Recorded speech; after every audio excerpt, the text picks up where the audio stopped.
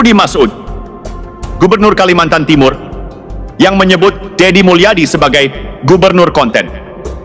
Lucu, seorang gubernur yang memimpin provinsi dengan anggaran triliunan rupiah merasa risih ketika satu gubernur lain menunjukkan bagaimana uang itu seharusnya digunakan.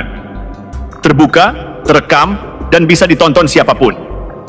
Mungkin karena di tempat lain, anggaran masih dianggap seperti warisan pribadi, bisa dibagi diam-diam, bisa dikelola tanpa saksi. Mari kita luruskan. Kita jangan sampai TikTok beliau ini dijadikan dasar hukum. Maka dari itu, KDM jangan banci. Hibah yang biasanya diterima oleh pesantren di tahun 2025 ini akan ditiadakan. Lalu banyak juga kegiatan-kegiatan yang diusulkan oleh kabupaten kota yang juga dihapus oleh Kang Deddy Mulyadi ya, dalam sebuah proses pembahasan yang tidak melibatkan DPRD. Kalau anak di bawah umur, kita kembalikan ke orang tuanya. Kalau anak-anak sudah di atas umur melakukan tindak pidana, kita sidik tuntas terkait dengan tindak pidananya. Kan begitu.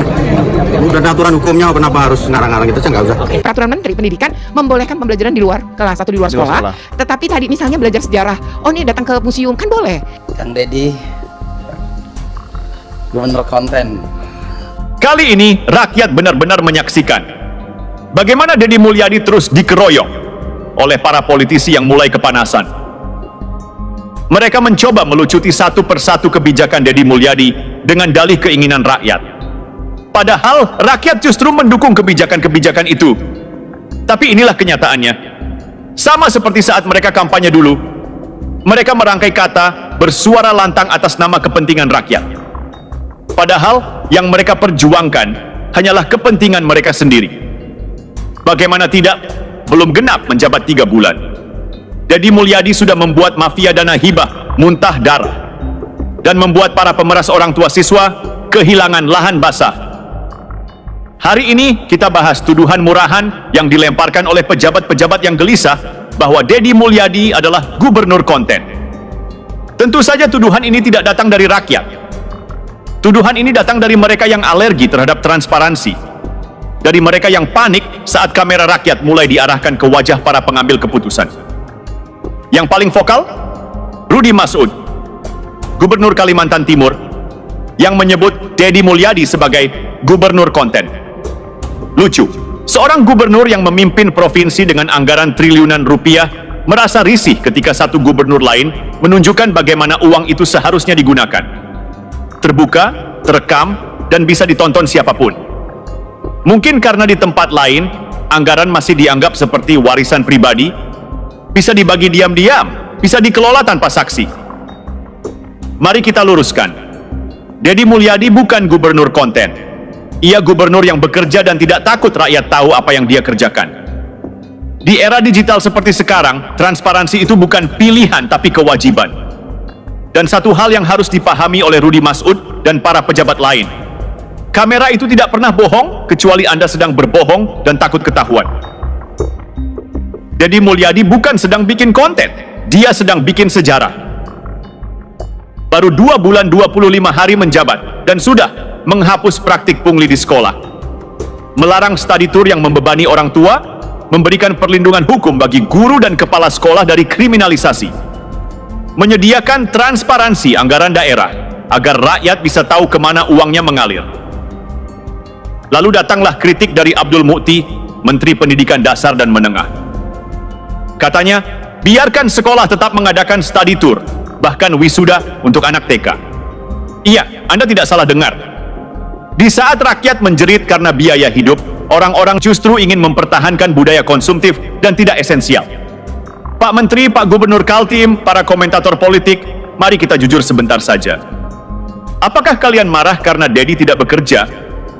Atau kalian sebenarnya marah karena Deddy terlihat bekerja dan itu membuat kalian terlihat malas? Karena kenyataannya, hanya di era Deddy Mulyadi, rakyat Jawa Barat merasa benar-benar punya pemimpin. Bukan sekadar pejabat berjas yang suka datang saat pemilu dan hilang saat rakyat kesulitan. Deddy hadir setiap hari. Bukan di panggung mewah, tapi di pinggir kali, di pasar, di rumah warga. Dan yang lebih penting, semua itu direkam. Supaya rakyat tahu, supaya tidak ada yang bisa disembunyikan. Dan mereka sebut ini pencitraan. Kalau mempublikasikan kerja disebut pencitraan, mari kita uji konsistensinya. Mengapa tidak ada satupun dari kalian yang berani ikut direkam 24 jam seperti Dedi? Kenapa tidak ada satupun yang mau menunjukkan hari-harinya di hadapan publik setiap detik? Karena kalian takut. Bukan pada kamera, tapi pada kenyataan bahwa kalian sendiri tidak bisa menandingi kerja keras itu. Dedi Mulyadi bukan orang sempurna, tapi ketidaksempurnaannya justru membuat dia berbeda. Ia tidak bicara soal revolusi dari panggung seminar, ia turun ke jalan. Dan justru karena itu ia diserang, karena ia bukan bagian dari klub elit yang saling melindungi. Ia sendirian melawan sistem yang tidak nyaman dengan transparansi. Rakyat mencintainya. Tapi politisi, mereka justru merasa terancam. Karena ketika Dedi mengajak rakyat mengakses anggaran, para makelar proyek gelisah. Ketika Dedi mempublikasikan rapat, para pejabat licik mulai tiarap. Karena Dedi menciptakan standar baru, bekerja sambil disaksikan publik. Jadi kepada para pejabat yang sibuk mengejek Dedi sebagai gubernur konten, izinkan saya bertanya satu hal. Apa yang lebih berbahaya bagi masa depan bangsa, seorang gubernur yang mempublikasikan kerja kerasnya setiap hari, atau pejabat yang kerjanya tidak pernah terlihat, bahkan oleh rakyat yang membayar gajinya? Banyak pengamat ini dari urusan pelindungan anak, urusan transportasi, urusan banjir. Tapi muncul ketika ada masalah di TV aja, Pak. Setelah itu tidak ada aksi. Mereka tidak melindungi anak-anak ketika anak di bawah umur naik motor. Mereka tidak melindungi anak-anak ketika anak-anak hari ini konsumsinya adalah minuman yang bergula dalam setiap hari.